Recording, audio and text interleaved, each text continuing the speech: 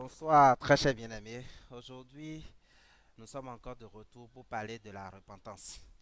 Parce que plusieurs d'entre nous, nous nous trompons sur ce qu'est la repentance, ce qu'est la vraie repentance. Et nous pensons que se repentir, c'est comme ceci ou c'est comme cela. Nous pensons que se repentir, c'est juste, c'est changer de comportement, avoir un autre comportement que le comportement qu'on avait avant. Pour cela, nous allons comparer la repentance de Judas à la repentance de Pierre. Et nous allons voir entre les deux quelle est la vraie repentance. Premièrement, nous allons lire dans le livre de Matthieu, Matthieu 27, du verset 3 au verset, du verset 3 au verset 5. Et nous allons voir là quelle est la repentance de Judas. Alors, nous allons lire, je lis la parole de Dieu. Alors Judas, qui l'avait livré, voyant qu'il était condamné, se repentit et rapporta les 30 pièces d'argent aux principaux sacrificateurs et aux anciens, en disant, j'ai péché en livrant le sang innocent. Il répondit, que nous importe, cela te regarde. Judas jeta les pièces d'argent dans le temple, se retira et alla se pendre. Alors, voilà la repentance de Judas. Mais nous allons voir quelle est la repentance de Pierre dans Matthieu 26, versets 69 à 75. Nous allons voir pas la repentance de Pierre, mais qu'est-ce que Pierre a fait. Matthieu 26, versets 69 à 75. Alors, je lis la parole de Dieu. 69 à 75. Je lis la parole de Dieu. Cependant, Pierre était assis dehors dans la cour. Une servante s'approcha de lui et dit, toi aussi tu étais avec Jésus le Galiléen. Mais il le nia devant tous, disant, je ne sais ce que tu veux dire. Comme il se dirigeait vers la porte, une autre servante le vit et dit à ceux qui se trouvaient là, celui-ci était aussi avec Jésus de Nazareth. Il le nia toujours avec serment. Je ne connais pas cet homme. Peu après, ceux qui étaient là s'étant approchés dit à Pierre, certainement tu es aussi de ces gens-là, car ton langage te fait reconnaître. Alors il se mit à faire des imprécations et à jurer, je ne connais pas cet homme. Aussitôt le coq chanta, et Pierre se souvint de la parole que Jésus avait dit, avant que le coq chante, tu me renieras 3 fois. Et étant sorti, il pleura amèrement. Alors, il a eu, excusez-moi, il a eu deux personnes qui ont mal agi dans les deux versets que nous avons lus. Nous avons Judas qui a mal agi, c'est-à-dire Judas qui a vendu le Christ. Le Christ, c'est le sauveur, c'est-à-dire celui que tous les prophètes ont prophétisé. Daniel, Jérémie, Ésaïe, eux tous ils ont prophétisé jusqu'à Malachie, qui est le dernier prophète qui dit, avant que ce moment redoutable n'arrive, j'enverrai Élie. Il réunira le cœur des pères au fils et le cœur des fils au père, de peur que je ne vienne frapper le pays d'interdit. Et donc, il parlait de Jean-Baptiste qui viendra avant que Jésus-Christ n'arrive. Donc, jusqu'à Malachie a prophétisé ce Christ-là. Mais qu'est-ce qui s'est passé? Ce Christ-là, Judas l'a renié. Judas l'a vendu. Mais nous allons regarder maintenant ce que Pierre, lui, l'a fait par rapport à ce Christ-là. Pierre l'a renié. La signification spirituelle de cela est ceci. Est que la, la signification spirituelle de cela est Judas a vendu le Christ. Ça veut dire que Judas a vendu son âme au péché, à Satan. Pierre a renié le Christ. Donc Pierre, ça veut dire que Pierre a rejeté l'évangile qui va lui donner le salut. Si on rejette l'évangile qui va donner le salut, ou on a vendu son âme à Satan, c'est les mêmes choses. Renier le Christ signifie ne pas accepter l'évangile, c'est-à-dire donner son âme à Satan aussi. C'est la même chose. Et c'est pour ça que vous allez voir la fin la fin de ce chapitre. Pierre a pleuré amèrement. Mais maintenant, nous allons voir, après que nous ayons vu les deux actes que les deux ont commis, nous allons voir maintenant comment les deux se sont repentis. Et nous avons lu concernant la repentance de Judas dans le chapitre 27 du verset 3 au verset 5. Qu'est-ce que Judas a fait? Quelle repentance Judas a eue? Judas a dit, j'ai vendu un innocent. J'ai vendu un innocent. Et il a rapporté les 30 pièces d'argent aux principaux sacrificateurs. Ça veut dire que Judas s'est repenti de son œuvre. Et Judas a dit, ce que j'ai fait n'est pas bien. Donc maintenant, qu'est-ce que je vais faire? Je dois maintenant corriger mon acte. Et je dois maintenant, l'acte que j'ai posé, je dois le corriger en apportant ce que j'ai pris aux principaux sacrificateurs. Ainsi, je serai sauvé. Mais vous avez vu clairement qu'à la fin, Judas s'est pendu. Nous allons vérifier bibliquement si la repentance de Judas est correcte par rapport à la Bible. Nous allons vérifier ça. Nous allons partir dans le livre de Romains, chapitre 7 du verset 15 au verset 17. Nous allons vérifier ça bibliquement. Est-ce que la repentance de Judas est correcte? Romains chapitre 7 du verset 15 au verset 17. Car je ne sais pas ce que je fais. Je ne fais point ce que je veux, et je fais ce que je hais. Or, si je fais ce que je ne veux pas, je reconnais par là que la loi est bonne. Et maintenant, ce n'est plus moi qui le fais, mais c'est le péché qui habite en moi. Donc, Judas dit, j'ai vendu une personne innocente. Mais est-ce que c'est Judas qui l'a fait? Paul dit ici, dans le chapitre 10, dans le verset 17 du chapitre 7 de Romains, et maintenant, ce n'est plus moi qui le fais, mais c'est le péché qui habite en moi. Donc Paul dit, car je ne fais pas ce que, je ne sais pas ce que je fais. Je ne sais pas ce que je fais. Je ne fais point ce que je veux. Et je fais ce que je hais. Quand nous regardons bien la parole de Dieu, Judas ne sait pas ce qu'il fait. Pourquoi? Parce que tous les prophètes également, que j'ai cités tout à l'heure, ont prophétisé qu'il y aura quelqu'un qui va vendre le Christ. Ils ont prophétisé. Donc Judas, lui, il est né. Donc ce qui est écrit sur Judas, c'est que Judas va vendre le Christ. Que Judas le veuille ou que Judas ne le veuille pas, Judas va vendre le Christ. Donc, qu'est-ce que Paul dit ici simplement par rapport concernant Judas? Il dit, car je ne sais pas ce que je fais. Je ne fais point ce que je veux. Et je fais ce que je hais. Et je fais ce que je hais. Donc, Paul ici, clairement, est en train de dire que ici, il ne sait pas ce qu'il fait. Judas ne sait pas ce qu'il fait. Si Judas savait ce qu'il faisait, il n'allait pas vendre le Christ. Donc Judas, c'est écrit depuis très longtemps que Judas allait vendre le Christ. Et Jésus même l'a dit. Il a dit, l'un parmi vous me vendra. Mais Judas, la Bible dit que Judas s'est condamné. Il s'est condamné en se disant, puisque j'ai fait ça, je ne mérite pas la vie, donc je mérite la mort. Aujourd'hui, beaucoup de personnes vivent comme Judas.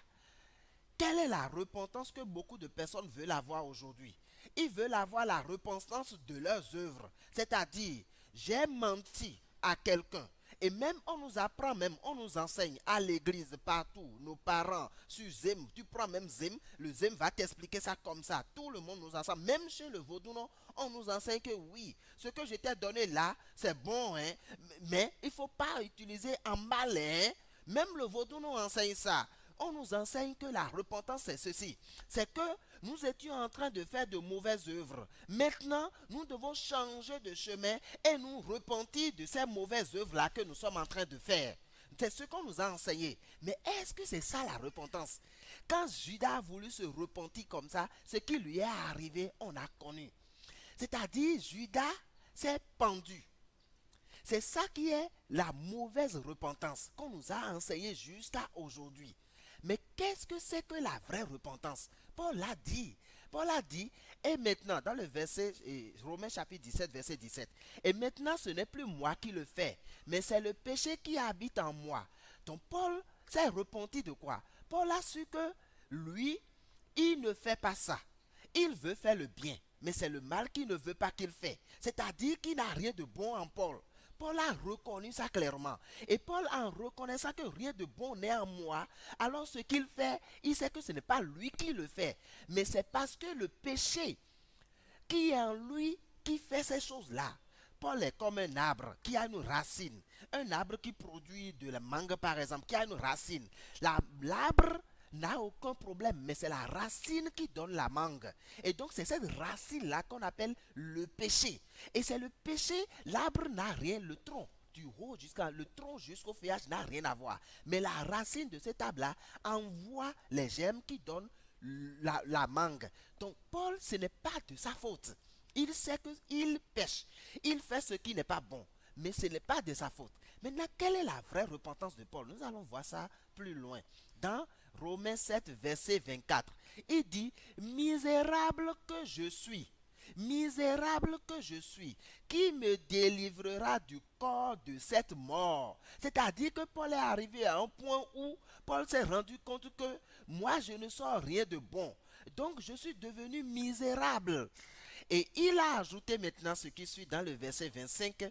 Grâce soit rendue à Dieu par Jésus-Christ notre Seigneur. Ainsi donc, moi-même, je suis par l'entendement esclave de la loi de Dieu et je suis par la chair esclave de la loi du péché. Donc, à partir de ce moment-là, Paul sait que sa chair, il est esclave du péché. Et donc, Paul sait que rien de bon ne peut plus sortir de cette chair-là. Paul le sait. Paul sait qu'il est à 100%.